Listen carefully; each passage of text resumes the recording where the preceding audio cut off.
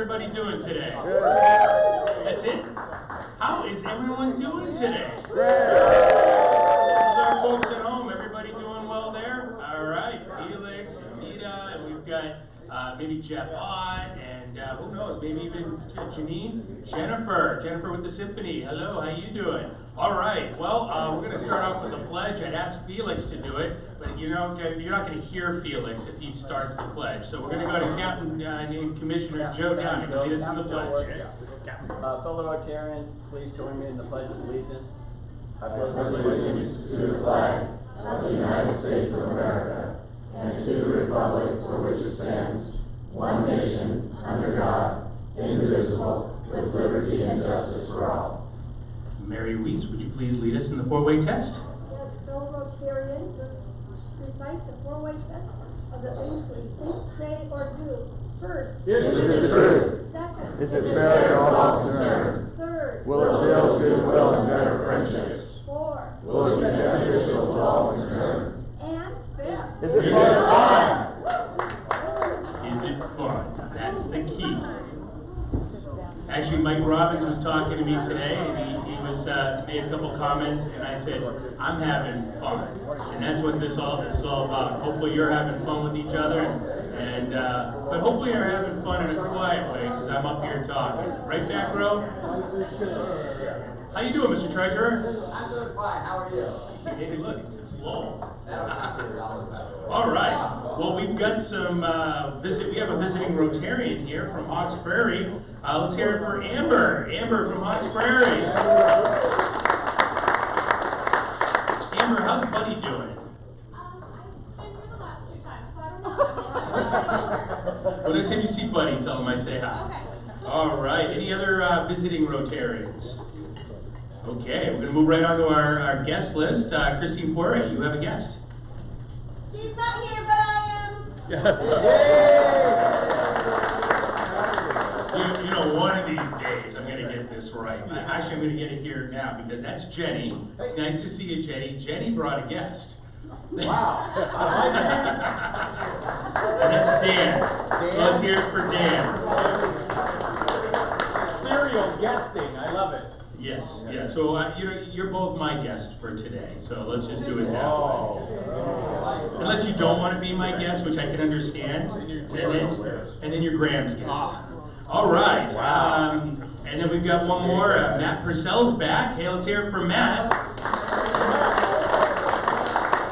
Matt getting back on board, a former Rotarian, former Gateway Rotarian, getting back on board the train. So it's great to have you. He keeps listing Mike Stedman. I don't know why. Is Mike even here? Where's Mike? Stedman. Mike even wrote he was going to give hugs out or something like that at this meeting, but he's not here to do it. But, you know, with the virus, I guess that's probably good. Any other guests here?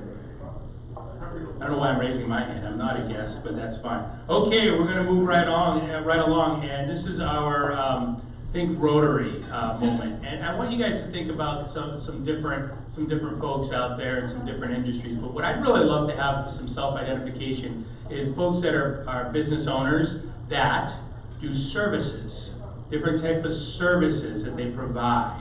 So I'm already looking at one gentleman right now who I know, Ed. You have your own business, you provide services, so you want to tell us what you do? Yeah, I am a turnaround consultant and coach, trainer, speaker, and leadership and personal development. Awesome. All right, let's hear it for Ed. I see a hand. Not officially a member yet. My paperwork's in the mail So tell us what you do, Matt. though. As soon as I was a member, I would be proud to tell you that I own a pest control company called PCI Pest Control. And we like to remind people if you see a rat, call Matt. Nice. I like that. And to segue, you know, it's kind of like a fair. Is it fair to all concerned? You notice Madeline's not here today, and we remember the joke that she brought up about Lowell a couple weeks ago. So, Lowell, am I okay when saying that Madeline's not here? Maybe there was pest removal that happened, no? Okay, I'm just kidding. And Madeline's looking online, I'm sure. So, it's a joke for you, Madeline. All right, anyone else? Self-identified business. Yes, sir. Oh, yes. Mr. Bell. Thank you. I'm Mike. Bell, and I'm the owner of Spring Green Lawn and Tree Care. You can kind of discern from that what we do. Yeah. Thank you, Mike. Let's hear from Mike. Anybody else? Yes, sir. Patrick. Thank you. I'm Patrick Davidson. Most of my time is spent doing mortgage stuff, but I'm also a lawyer. And I've been doing quite a bit of estate planning work. Thanks mostly to Eric Rowe with Edward Jones, who is absolutely blowing my phone up with his clients that need some assistance in that regard. So thank you, Eric. All right. Patrick, shout out, and Eric, shout out. Excellent. Let's take one more. Anybody else? I said one more, but nobody wants to do it. Mike, you're going to go again. Excellent. I want to give a shout out to Matt because he has gotten rid of the pest in my home. My children and blessed. That was good. He's thorough. That was good. All right, we're going to move on.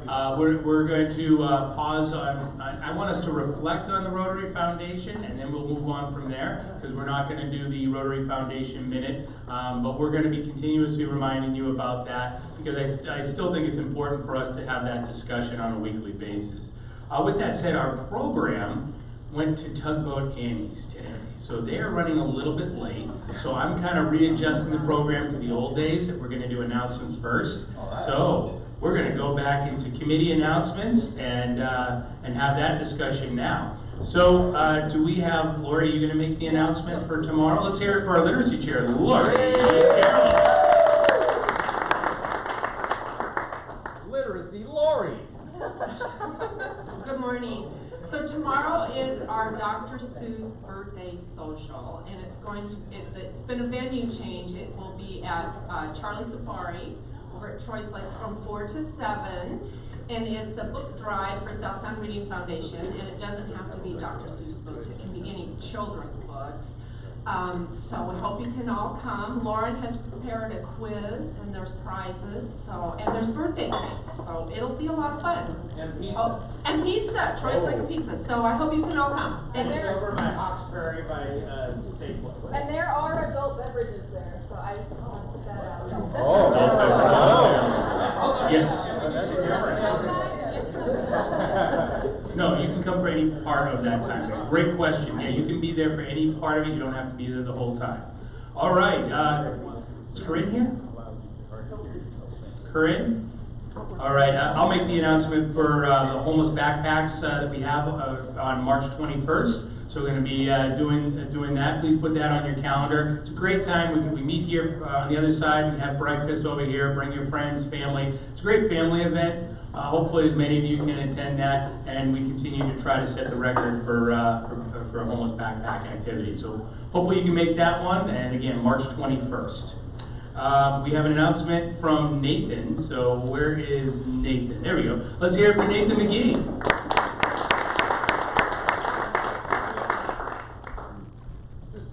I just wanted to thank all the Rotarians that are volunteering to support the Interact kids when they go to the Paul Harris.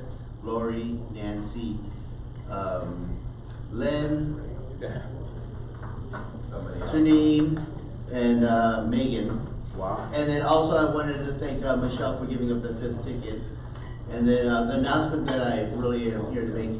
Mark your calendar for April 24th. The kids, Interact kids, are having a job youth fair. And if you have a career that you think that the youth would like to approach and learn about, that'd be a perfect opportunity not to showcase your career, but to showcase your vocation. Thank you. All right. Excellent. Before I make some further announcements, any other announcements coming from the committees? Good, and I'll make a couple other announcements here. First of all, again, you see my emails that I've been sending out. May 14th through 16th, we have the district conference, and the signups are available at rotary5020.org. And you can sign up. You can remember, if you turn around and if you're in the group picture up at Victoria, BC, then you send that picture out. We'll send that picture over to Mike Jones. He'll send you a check because the registration component is being reimbursed. Lodging, transportation is on you. But it's a great time. It's a great time for us all to get together, really learn about what's happening. It's got an educational component as well as the camaraderie. It's great speakers that are already starting to line up. So please check that website out.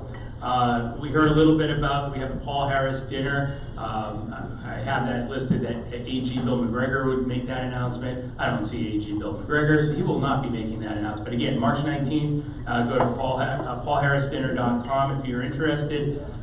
Two more quick ones. The Young Club is having a celebration of their 10-year anniversary. And some more information will be coming out to that, but they're gonna have a dinner on May 9th, if you're available. It'll be $50 a head, and I'm hoping Gateway can be supportive of our other fellow clubs. Our 10 years only a couple years off, so helping and supporting the other clubs, I think is really important. It's been a goal of ours to be integrating with the other clubs this year.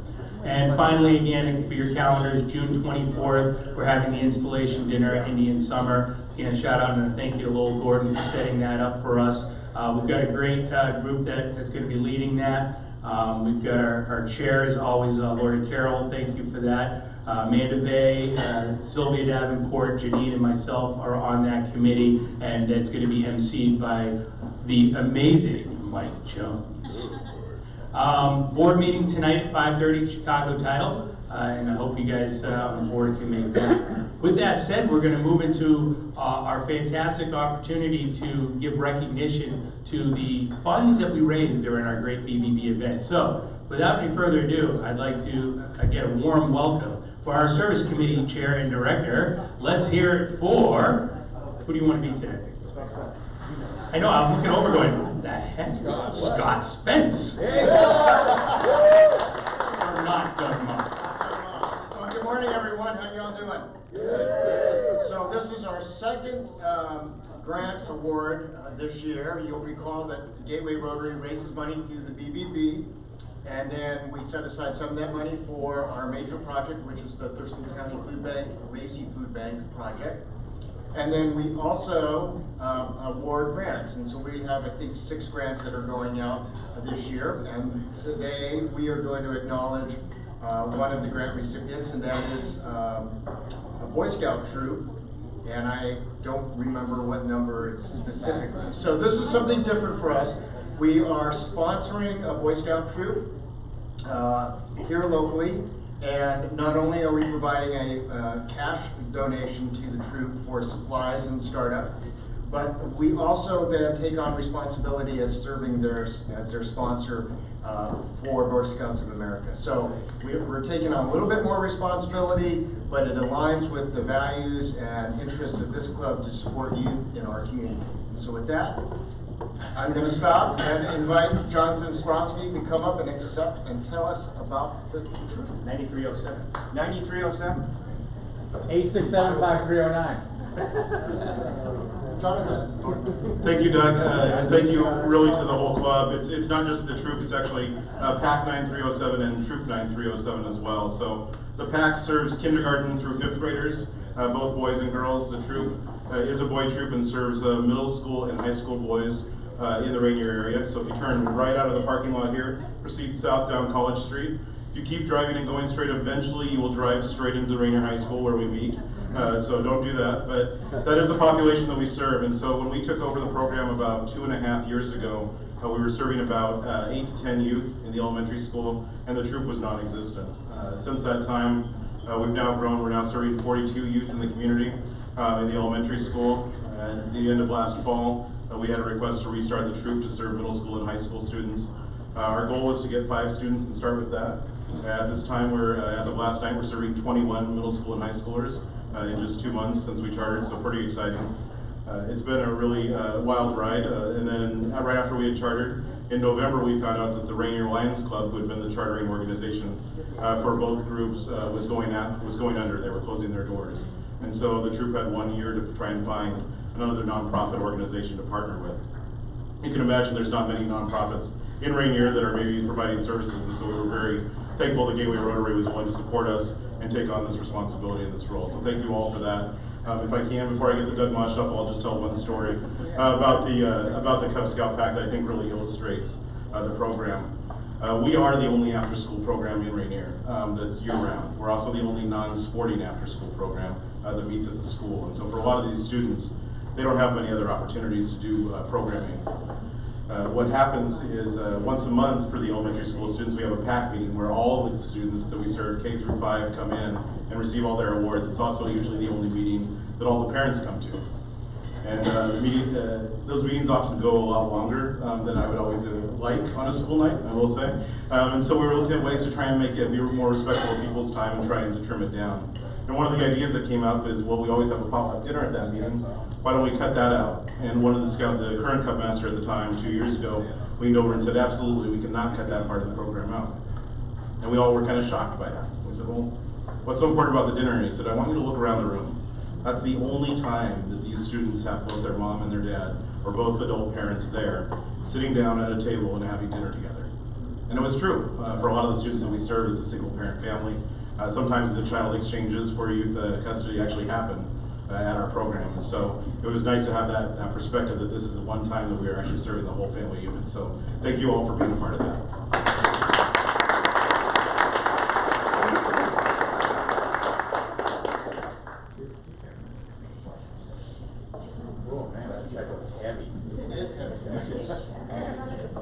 You should see the size of the chessboard.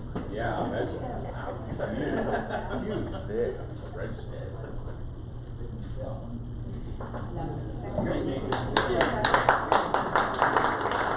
Nice penmanship, Amanda.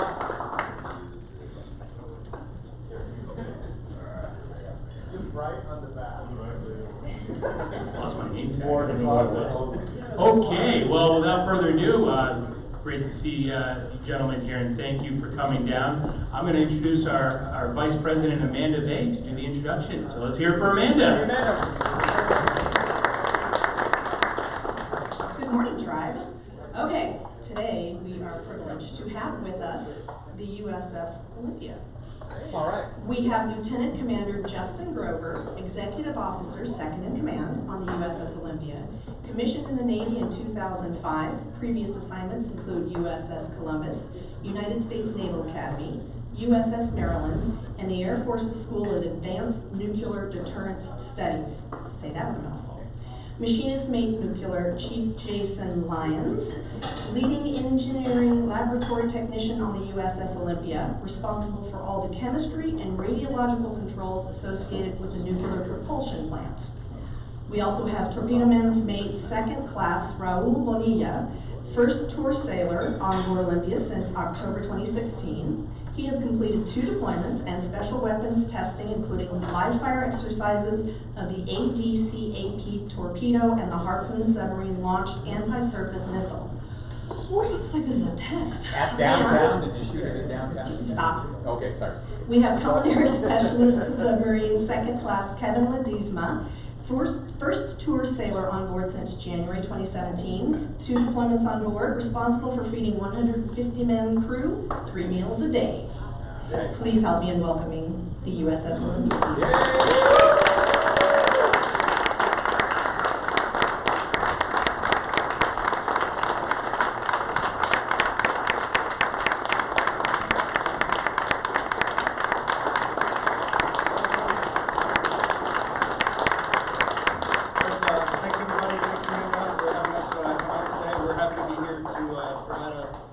Presentation on a little bit about what we do as sailors on board Olympia and how we've ended up here in Olympia or nearby up in Bremerton. So just to start out, again, my name is Justin Grover. I'm the XO on board Olympia, and I've got Professors Bonilla and Ledesma, 2 of our great first tour sailors on board. Professor Ledesma here as the culinary specialist. Again, hard job with a very small submarine galley, feeding the crew all meals every day. And then Professor Bonilla, again, who's one of our torpedo men on board, who highlighted specializing in some of these tests that we did before this last deployment. And then Chief Jason Lyons, who's one of our senior leaders in our engineering department, supervising the propulsion plant operations for our nuclear reactor. So again, super happy to be here today. Just describe a little bit of a background on what we do as a submarine force and how we're organized in the Navy right now. our two main platforms of submarines are called boomers, or the Ohio-class submarine, half of which are stationed up here in Bangor, Maine, and they're the guys that are responsible for going out, staying hidden, and carrying the survivable leg of our nation's strategic nuclear deterrent on board. And they're the only survivable leg of the strategic triad, meaning that anybody who wants to go neck and neck with us with any type of nuclear conflict understands that no matter what, there's a survivable leg that nobody knows where they are that can respond as a second strike back, and that really provides a punch of deterrence to anybody who is contemplating that. The second major type of submarines that we have are known as fast attack submarines, of which there are three classes: the older and aging Los Angeles class submarines, the short-lived Seawolf class submarines as far as their design, and then the currently being still constructed Virginia class submarines. So USS Olympia was commissioned on November 17, 1984 in Norfolk Naval Shipyard, Norfolk, Virginia, and was right around the end of the first flight of the fast attack, Los Angeles class fast attacks that were built. So 1984 commissioned, very shortly thereafter Panama Canal transit, and then home ported in Pearl Harbor, Hawaii for her entire lifetime of service of roughly 35 years. So that's a little bit about overall Olympia history.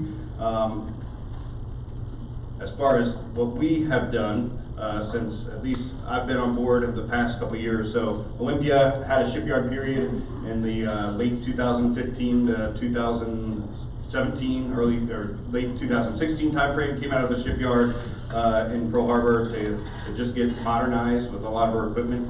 That's one thing that our Navy is pretty good at doing, is maintaining older ships in a modern warfighting status by continually to provide them updated weapons, tactical equipment on board. So a lot of the newer, or a lot of the older submarines actually are refitted with newer combat control systems than some of the new construction submarines that are being constructed now. So the Navy's done a good job of keeping us modern throughout the fight.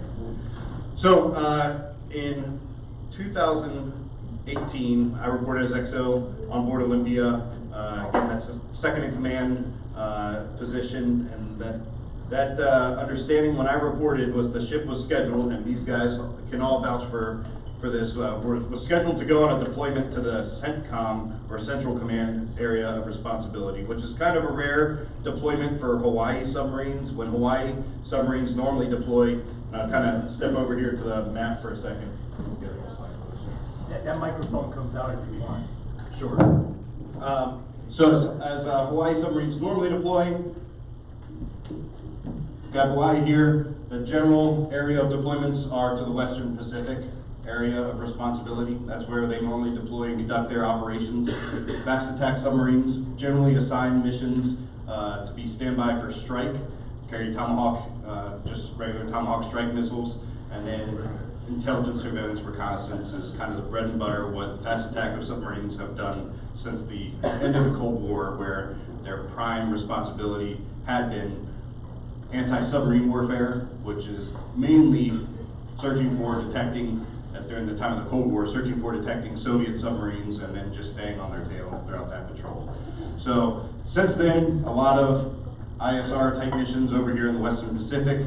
Olympia had a mission. We were supposed to be deploying in the December timeframe to the CENTCOM area of responsibility to go through pretty much south of India, come around, and then spend some time in the Gulf region to provide the operational commanders in the Central Command area of responsibility the opportunity to have a submarine on station. They really like to have a submarine there because no matter what goes on with some of the adversaries in the region, the submarines are the invisible kind of tool to be utilized for diplomacy in the area. We have a strong naval presence there all the time to maintain maritime freedom throughout, namely the Suez Canal and the Strait of Hormuz, but having a submarine in the area provides a lot of flexibility to the operational commander, including the ability to exercise strike from a platform that's not retargetable by the adversary itself. So we were working up for this deployment and essentially got a late-minute phone call saying, hey, there's some stuff heating up in other areas of the world, and we'd like Olympia, rather than exercise the plan that was already in place to deploy to the Gulf, is get ready to go and deploy to the European Command, which was very, very rare for a submarine from Hawaii to go on a deployment to the North Atlantic. Really not had been heard of in recent history, and that's mainly because we have bases in Groton, Connecticut, Norfolk, Virginia, that mainly provide the fast attack submarine force that takes care of business in that area of the world. But you can't just have a submarine deploy for 6 months that's not ready to deploy for 6 months.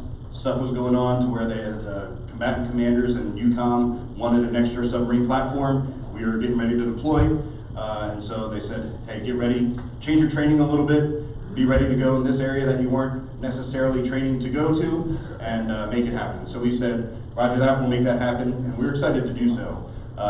Things that you'll think that you need to prepare for even differently for a North Atlantic deployment versus a Gulf Central Command deployment, especially for like mechanical engineering type people out there. A nuclear powered submarine that's prepared to go into very warm water and just do operations around here, to a nuclear submarine that's going in very, very, very cold water, and how that changes operations over a period of time. Including sleeping in the torpedo room where some of our guys sleep, where it got to 50 degrees throughout some of that time period, right? So things that we were not necessarily prepared for that we had to train for. All right, so just to kind of summarize the deployment itself, all ready to go, trained up to go on this European Command deployment. We leave Hawaii in February of 2019, and rather than headed towards the west, like every other boat does when they deploy from Hawaii, we actually headed east. And within about a week, we were south of the equator, conducted our famous shellback ceremony in the Navy for those who are lucky enough to be on naval platforms that cross the equator. It's kind of a rite of passage from the junior, less experienced guys to the more senior, now shellbacks, for those who've been through the ceremony to say they've sailed across the equator. So we did a quick dip down, only about 3 miles below the equator, to come back up and then go through the Panama Canal. So that was an experience in itself for a nuclear-powered submarine to go through, transit the Panama Canal, and then end up, after a long day's work, in the Caribbean and Gulf of Mexico, and then headed en route to a transatlantic voyage over to the UCOM AOR. So we made our best speed getting through the Caribbean, up through the Atlantic into the North Atlantic to just kind of be on station and wait for what our mission was going to be. Also do a lot of drills and just preparedness for being on station and executing the remainder of our deployment, which was planned to just be mostly operating in the Northern Atlantic and the European Command area of responsibility. We conducted multiple exercises with a lot of our NATO allies while we were on station up there, both submarine and versus submarine type exercises, and then submarine with other platforms with aircraft, like anti-submarine aircraft platforms and other surface platforms, including one that was off of kind of the Mid-Atlantic Ridge area that we participated with the Brits. So we had a short port call in Faslane, Scotland, which is right on the northern tip of Scotland, in order to go in there and do some pre-exercise conferences, meet the guys that we were going to be participating with, and do the exercise. So we had now traveled all the way through the Panama Canal to the North Atlantic, and then up to Scotland. We came out, we did some exercises, and then we ended up crossing north of the Arctic Circle, and we spent a total of several weeks north of the Arctic Circle during the deployment, which was further north than we had originally planned, and a good experience for the guys to experience what it's like to be north of the Arctic Circle under the water for a good period of time. So after Scotland, we went back to sea, we did some more exercises, and we had a part back in the engine room that needed to be replaced, that we thought we were going to be able to work out enough time to maintain ourselves at the sea. And essentially this part is a big seal that goes around the shaft, the one shaft that turns the one propeller that we have on board. And on a submarine, the shaft is about that big around. And so if the seal does not work well, then the water comes into the submarine versus stay out of the submarine, and that's normally like one of the tenets of operating at sea that we try to maintain that integrity. So our guys were doing a good job about keeping that water off, pumping it off as much as possible, but it just got to the point where it didn't make sense to continue to fight while we could pull into a reliable port and have a good plan to make these repairs. So a team flew out from Hawaii, from the Pearl Harbor Navy shipyard, packed up all their gear in Pelican cases, met us on a kind of an emergent, unplanned port call in Gibraltar, UK. So this was a fantastic port, a very good experience. The ship drove through the Suez Canal submerged, which is, through the Strait of Gibraltar submerged, which is a pretty confined, high traffic density spot for us to exercise our contact management, submerge, stay safe, get through there, come up, and then surface for this port call. So we exercised the port call. We did these repairs in a record period of time, about 16 days from start to finish of the job to get the biggest seal on the ship replaced and then get back out to sea. So it was a great opportunity for the crew to get out, experience Gibraltar, play with the monkeys that exist there in Europe, and then get back to sea. So at this time, since we had to get pulled into Gibraltar, things were also, this is now the June-May timeframe, and things were starting to heat up in the Central Command AOR again. If you remember last year, things were happening around the Strait of Hormuz. Iran was acting up on what they were doing, and there was some talk about, hey, just send Olympia back out to where she was originally planned to go. However, there was also continued threats of additional adversaries up to the north, sending a lot more units to sea that our operational commanders wanted to ensure we had eyes on. And that won out, so we didn't even know really where we were going to be going when we left Gibraltar, whether we were going to be headed east through the Med and maybe through the Suez Canal, or go back through the Strait of Gibraltar out up to the North Atlantic to play around there. And so last minute they said, hey, you're going out back up north, we need you up there. So we said we would do that. So we went through the Strait of Gibraltar for a second time, this time to the west, back up to the north, and went back north of the Arctic Circle. We hung out there for a little while, conducting our operations. Our squadron from Hawaii wanted to check out to see how we were doing. Normally they fly out to Japan to do this.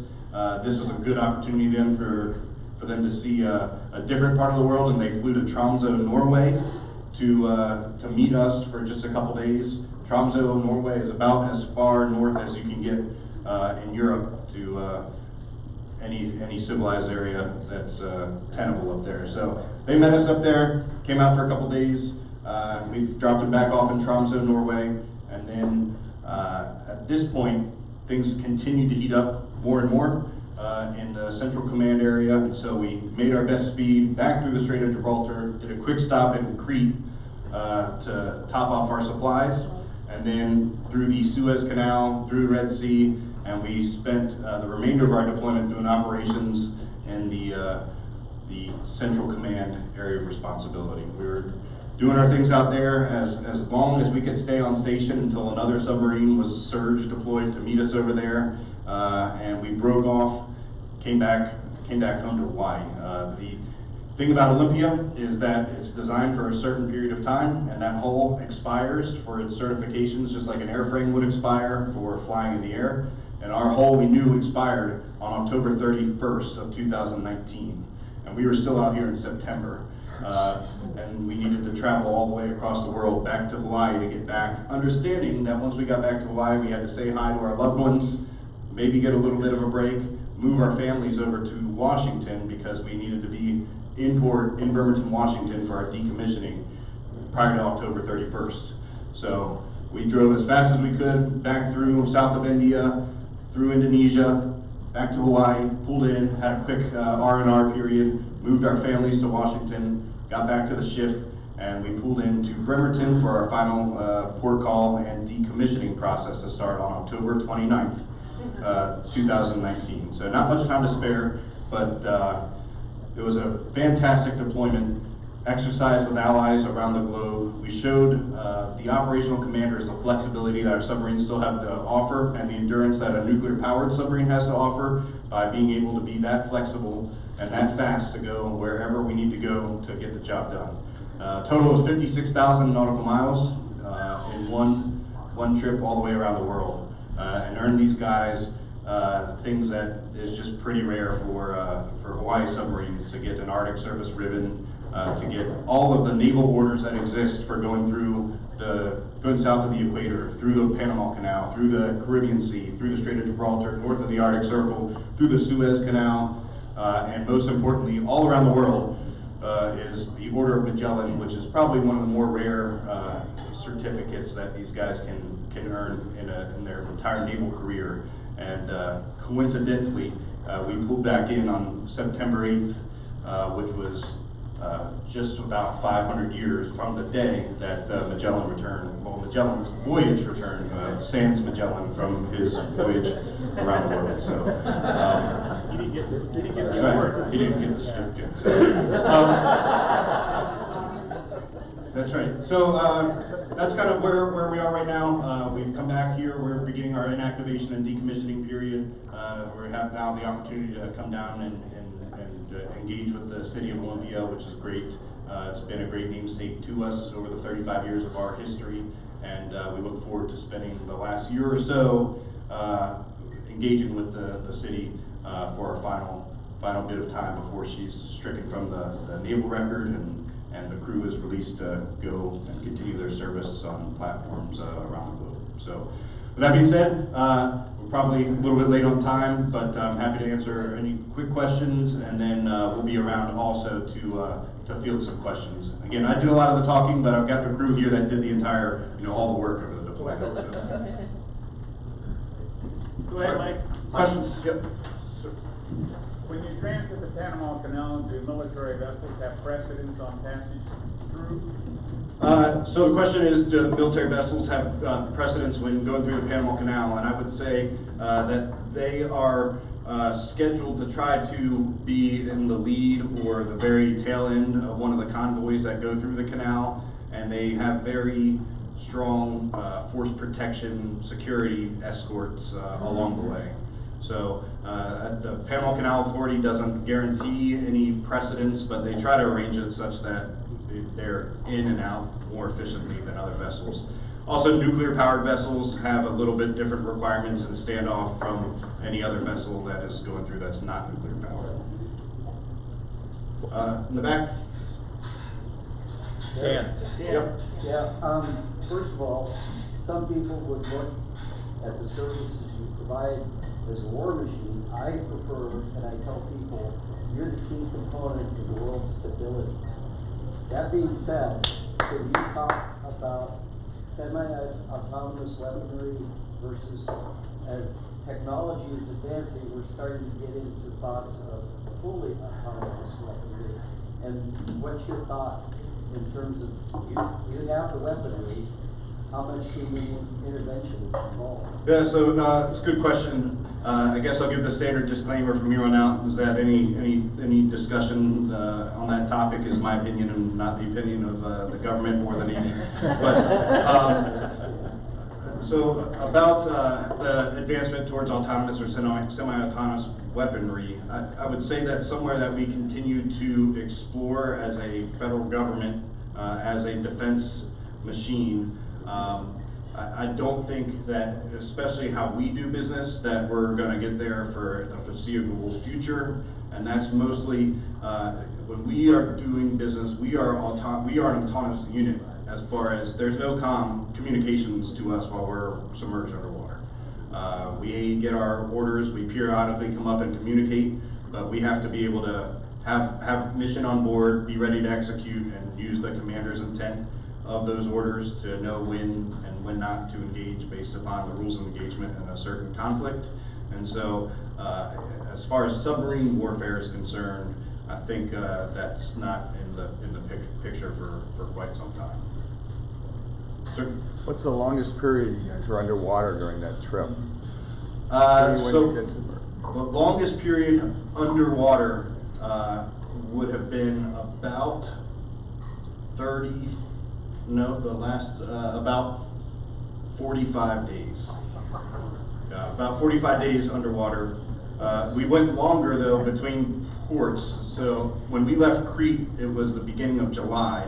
And we submerged as soon as we got out of there, came back up for a quick pop-up to drive through the Suez Canal, back down, and then a quick pop-up to do a personnel transfer in Fujairah, UAE.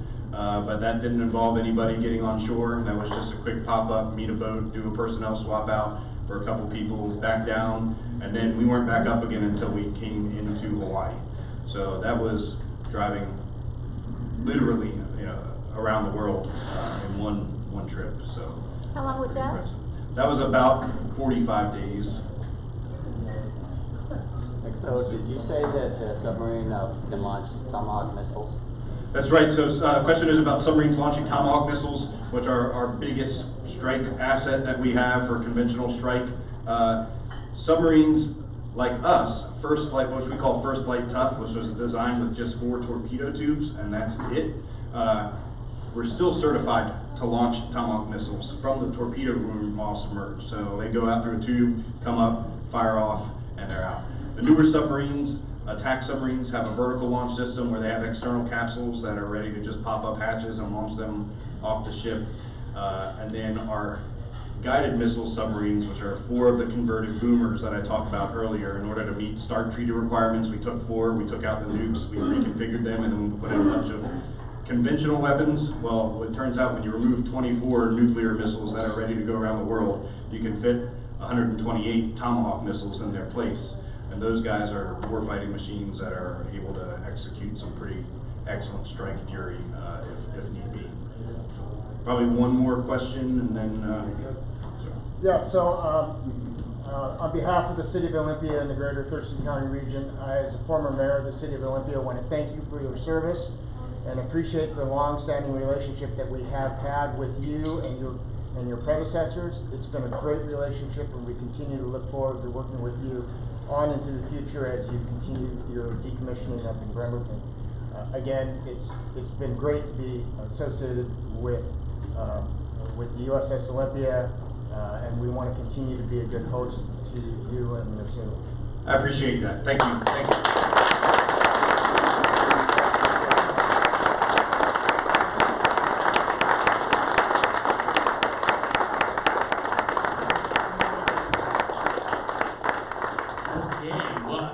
First of all, as somebody who was in the Naval Reserves, it's great to see the best of the armed forces here, the best branch and presidents. Sorry, Grace, had to go there. As you all know, part of our education, our literacy campaign is we always have our speakers sign a book, and it was great to have all the signatures of these gentlemen on this book. And for those who don't know, so the book itself is a computer called Catherine, and I'm blanking on the name of the movie. It just went by. I was what was it? Hidden Figures. Yes, thank you. And it's about Katherine Johnson, who passed away last week. So kind of like the passing of the USS Olympia, this is honoring also the passing of somebody that did a lot of great for our country. What you guys do for our country is fantastic. Thank you for what you do, and thank you, as to echo former Mayor Ma's sentiments, thank you for representing Olympia and our region. Thank you very much.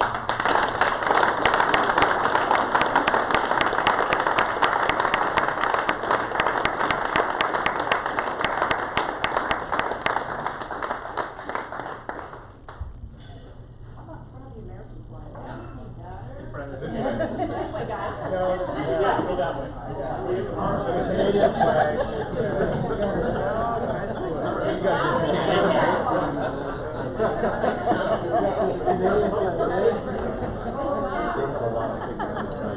Yeah, wasn't it good?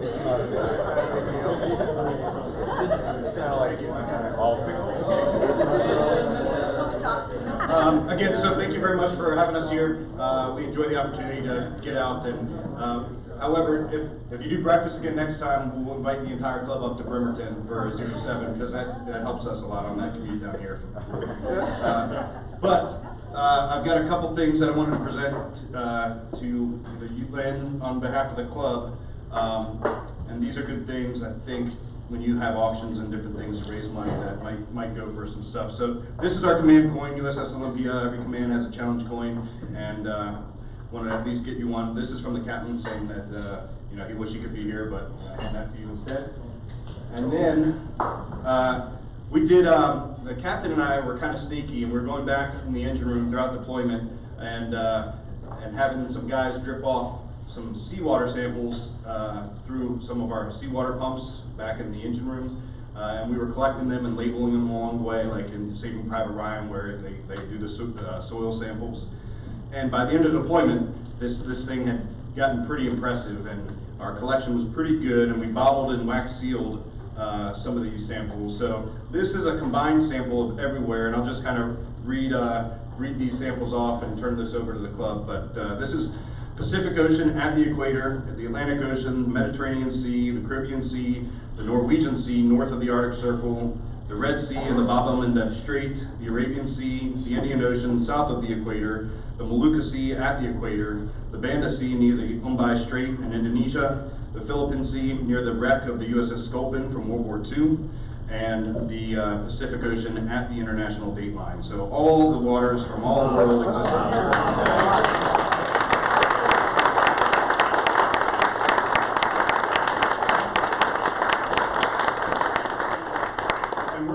For the rest of the morning here, if there's any additional questions. These guys are super anxious to talk and really share what their life is on board through a 7-month deployment and the careers they've had so far. So we'll be available. Thanks, Mark. Thank you.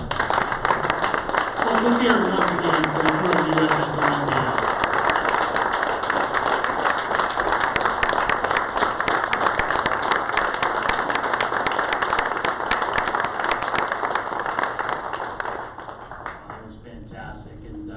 Thank you again so much for your service and everything you're doing for our country. With that, we're going to move on to, I'm going to keep the camera on, so let's stay live on this one. In lieu of a classification talk, I'm going to have just a quick update on what's happening on vocational committee and also what's happening on vocation in general. One of the things that we've been trying to get going this year is to get your businesses engaged in some sort of way that we can sit there and find you.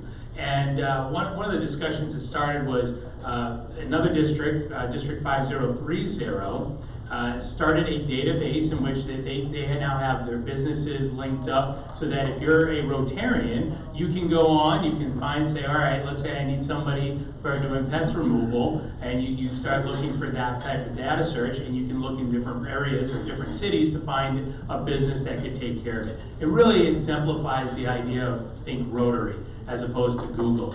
So with that said, I was pleased to hear a couple weeks back that our district, District 5020, and District Governor Mo got on board with that as well, and that we're going to be starting to engage with that same database so that we can start providing that same service to our members. And I want to say this is something that our vocation committee's been working on, our club has been active in trying to focus on, and a lot of kudos to, again, AG Mo, District Governor Mo, AG Bill McGregor, and a lot of others in our district that really made that possible. And so we're more news to come. I don't have anything to show you yet, but I think it's something that you, especially the folks that have their own businesses, and that's why I wanted to recognize some folks early on, can start getting some ideas so that when you do need an issue, when you have to find a pest controller, you're finding Matt as opposed to sitting there saying, well, I don't know what to do, and you're going to Google. And that's kind of the whole notion and why we're trying to give more recognition to some of the businesses around.